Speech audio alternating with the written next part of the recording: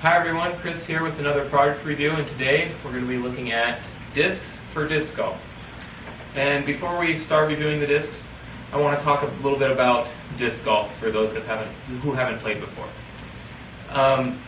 Disc golf is a lot like regular golf. The score is kept the same. You have your courses are based off of amount of tries to get it to the post or basket that you shoot the disc into.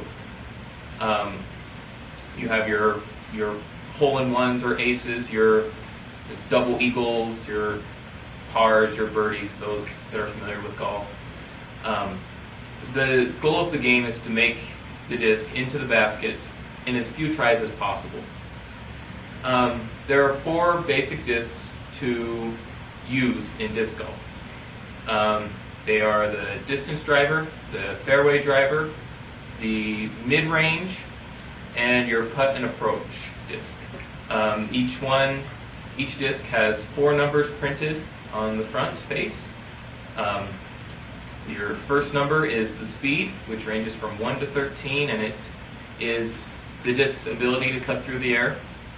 A higher speed will go higher. The higher the number, the higher the speed. Glide, which is the second number, ranges from 1 to 7.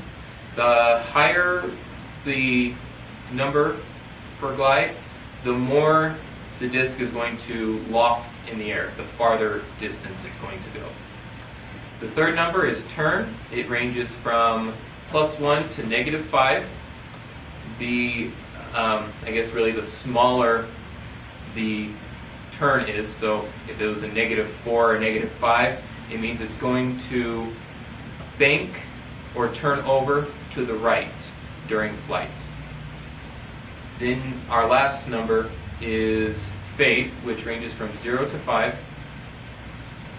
And the higher the number is for fade, the more the disc will hook at the end of the flight, and it will usually hook to the left.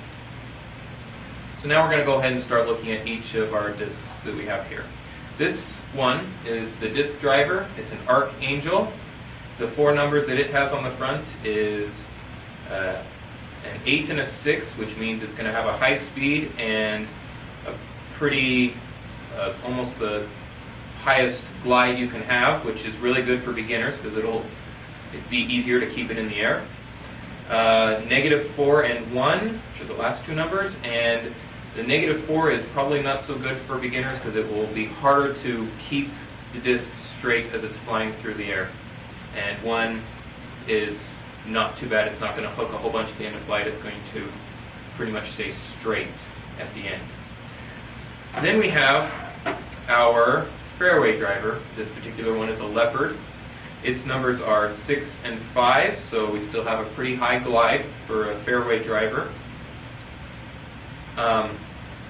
The speed is half, so both these numbers are also very good for beginners. The last 2 numbers are -2 and 1, which is very good for beginners. It's going to stay really stable during flight.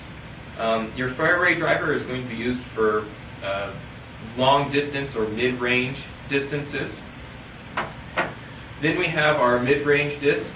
This particular one is a Shark, and a Shark model.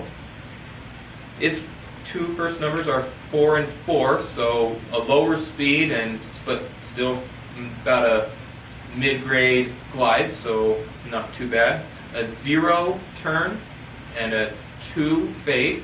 So this particular model or this particular mid-range disc would be very good for beginners because it is a multi-purpose disc. You can use it for medium or long distances, some long distances, or really close distances.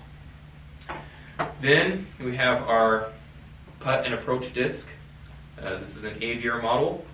Its 2 first numbers are 2 and 3, and its last 2 numbers are 0 and 1. Usually your putt and approach discs will have smaller numbers because the only thing you use the putt and approach for is your close distances when you're really close to the basket and you just are really looking for accuracy.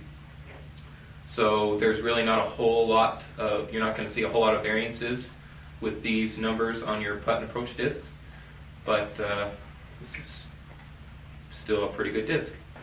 I feel that each one of these discs is a fairly good quality. They're not too heavy. They've got a little bit of weight to them, which isn't too bad for a beginner. You probably want a little bit lighter weight. If I was to start out, I would get the mid-range disc, just because it's fairly easy to use. It's going to fly fairly straight, so it'll give me it'll be a good practice disc for me to start getting used to it. And then you can go on and buy each of your individual discs for different purposes. Then you also, once you start getting more discs, you might want to think about getting a carrying case. So this is the case we have here. It's an Innova. It has a big pocket on top for your discs. It has little slots for each one. It can hold several discs. Once you fan it out, it's fairly large, so it can hold probably many discs. You have your side pocket for a drink, and then you also have another side pocket and a front pocket for your personal belongings, scorecards, cell phones, or whatever you'd like to put in it. And we also have a zipper on the back. I didn't see that little zipper. So plenty of compartments for your personal belongings. So, and the bag is actually nice quality. It feels really nice, and it's even got a little shoulder strap for you, so you can carry it any way you'd like. So yeah, everything we have here is really good quality. I like it. I would definitely, I've actually learned a lot about this, and I would definitely like to get into it. It seems very interesting, and I really like these products. I think they would be good for a beginner like myself. Thanks for joining us.